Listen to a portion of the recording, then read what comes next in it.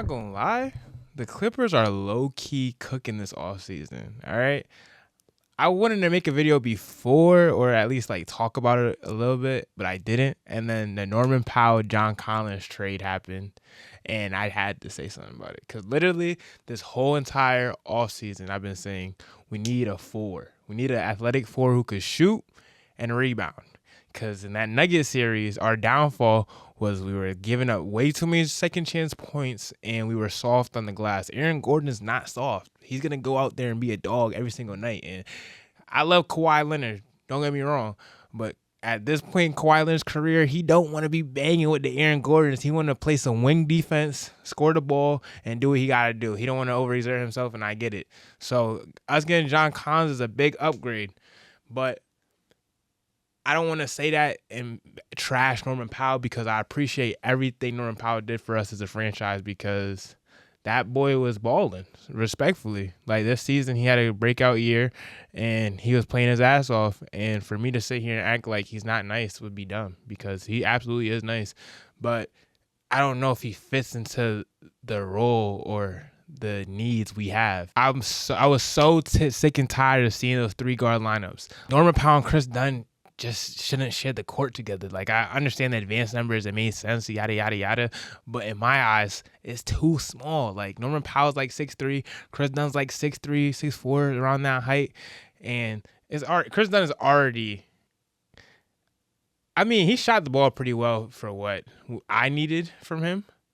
But, like, he's already a streaky shooter. So having a small, streaky shooter on the court with another small guard defensively, it's going to look a little ugly. So them getting a 4 is a huge upgrade because now Kawhi could play the 3 for the majority of his minutes. In addition to the John Collins trade, we also got Brook Lopez in free agency. And masterpiece signing in my eyes. I was just clowning Brook Lopez too. You asked my boys because I was like Brook Lopez in the big 2025. But Brook Lopez off the bench, I can't complain. We haven't had a good backup big in a minute, so the fact that we have Brook Lopez backing up Zubac, we just need to fill out the rest of our bench. And the streets is saying we getting Chris Paul or Bradley Beal or both. So if we could have a starting lineup of Harden, Dunn, Kawhi, Collins, and Zubac, that's a comp starting 5. There's not a lot of starting 5s that are better than that in the NBA. And notice how I didn't say Beal in the starting lineup because for me personally, I don't think Beal should start, but he could possibly close, because like in the end of the game, you need scoring, not more than you need defense, but like you don't want to have someone who they're going to try and force the ball to because that's a recipe for disaster. So, sorry, I say Norman Powell. I miss you already, bud. But, no, Bradley Beal closing the game out next to James Harden and Kawhi. That's a lot of shot making. John Collins just athletic, posting up in the corner, doing a short roll against the rim, alley-oops. James Harden's a beautiful lob thrower. Hey, bruh, I just think the Clippers have a lot of potential next season. But, I mean, we say this every year and then we flame out. But this year could really be the year. And I'm documenting it, so it'll be on this page. So we'll see how this experiment goes. But no, I'm excited for another year of Clippers basketball because we look good. We went band for band with the Nuggets, just fell short, home court advantage. But hey, we could probably win some more games in the regular season this year and get a better seeding in the playoffs. So we don't gotta play at home. I mean, we don't gotta play on the road for Game 7. So yeah, overall free agency in the NBA has been interesting. It's not like blockbuster trade. I mean, the KD trade, the stuff that was involved, it wasn't really blockbuster, but like that's probably the most exciting trade of the offseason so far.